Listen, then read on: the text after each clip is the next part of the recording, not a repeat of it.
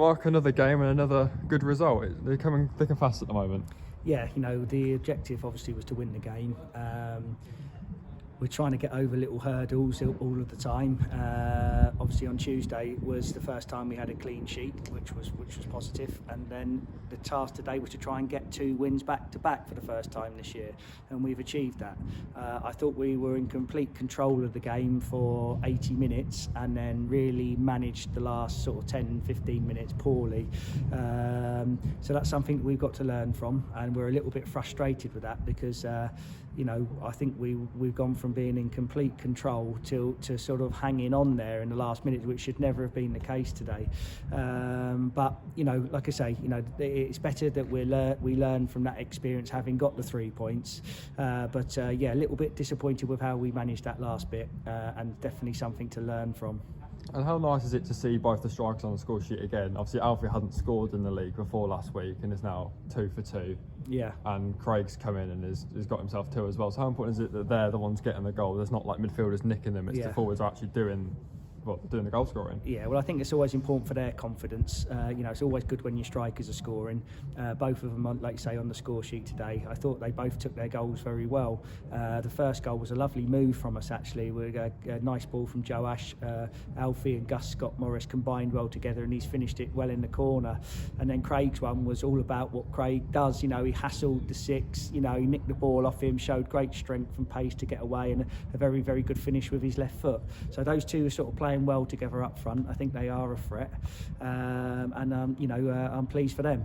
In the last 10 minutes, obviously we said weren't ideal. Is discipline a bit of something we need to talk about? Maybe I think Wishart got himself booked and then was fairly close maybe to getting another one, and obviously Dominic Morgan-Griffiths has gone off. I'm not quite sure what for yet, but there's a red card and obviously Wishart struggling as well. Yeah, I mean, there's always the fine line between being competitive and then sort of taking it over that line. Obviously, I want my players to care. I want them to be passionate. That's very, very important. But yes, that has to be controlled aggression. And I don't know. I thought the ref was okay for large parts. I thought he lost a little bit of control, and some of the decisions in the last 10 minutes, were strange. But we can't control that. We can only control our own actions. And it's very disappointing to get Dom sent off. I would have thought the referee will put a report in about that, and we'll have to see what he says. But it was a little bit needless all around, to be quite honest with you.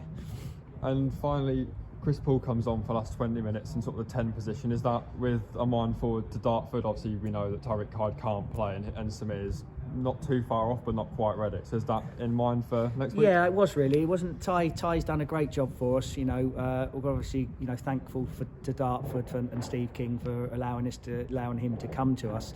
We would like to sort of talk to them and see what we can do next. But he is Dartford's player. Obviously, can't play next week. So the thinking was just let's have a look at Chrissy there. Chris has been training very well. Obviously, found himself out the team and difficult to get back in because we've been playing well. But yeah, I mean, there might be 1 or 2 opportunities for others next week. If you think we've got no Heidi, I think Dom Morgan-Griffiths will be suspended.